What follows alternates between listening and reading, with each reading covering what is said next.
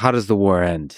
So clearly there's the turning point with Atlanta and Sherman's march. And the election of 64 is that drives the dagger into, I mean, there's no question, but that the war will be pushed to the end because Lincoln and Grant are in charge and they are not going to take their foot off the pedal. They're going to push it. So it's a question of time. It drags on, still drags on another 6 months. Lee surrenders on April 9th. They lay down their arms on April 12th.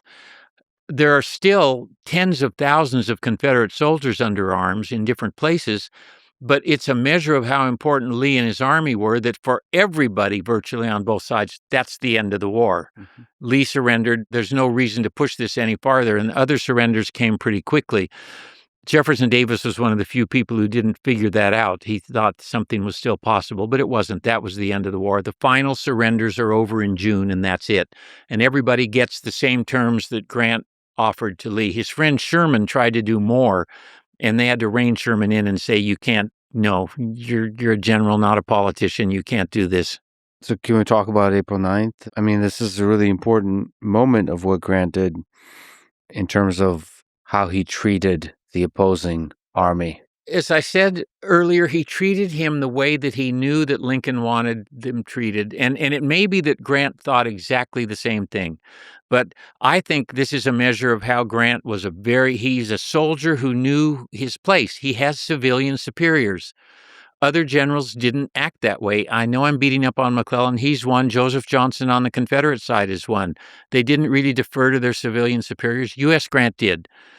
And this is one of those cases. He sent the rations. He didn't know that Confederates supplied their own horses. If you're a Confederate cavalryman, the government didn't buy a horse for you. You had to supply your horse. And if a horse got killed, you had to buy another one, or they'd make you an infantryman. When Grant found that out, he let them take their horses home with them. He said they'll need them for the planting and so forth. He did everything in a generous way that you could reasonably think might happen in a situation like it's still an unconditional surrender. You are surrendering. You're going home. You're not an army anymore.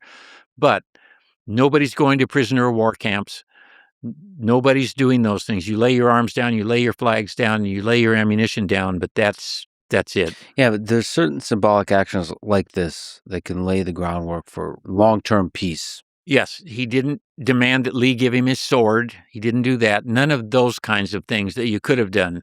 Sorry to linger on it, but there's certain elements of humiliation that prevent long-term peace. I have to go back to Hitler and what Germany experienced at the end of World War I. You mean Versailles, the terms from Versailles, no question about it. Some of it is economics, some of it is geopolitics, but some of it is just on a basic human level humiliation. Yep. And people are just not good with humiliation. They remember. No, and they can turn that around into something you don't want it to be. To get back national pride. But Lincoln's bottom line was, the point is to put the nation back together, and the good way to start that is not by imprisoning tens of thousands of Confederate soldiers. That's not the way to do it. Send them home, make them accept the terms, but then send them home and leave them alone.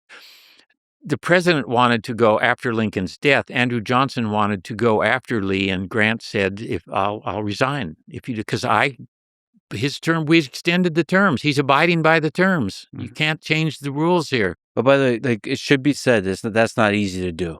You have just fought an extremely bloody battle. There's hatred. There were lots of people who wanted Davis to swing and Lee to swing. Kill them. Execute the rebels. They're rebels and traitors who almost destroyed the nation.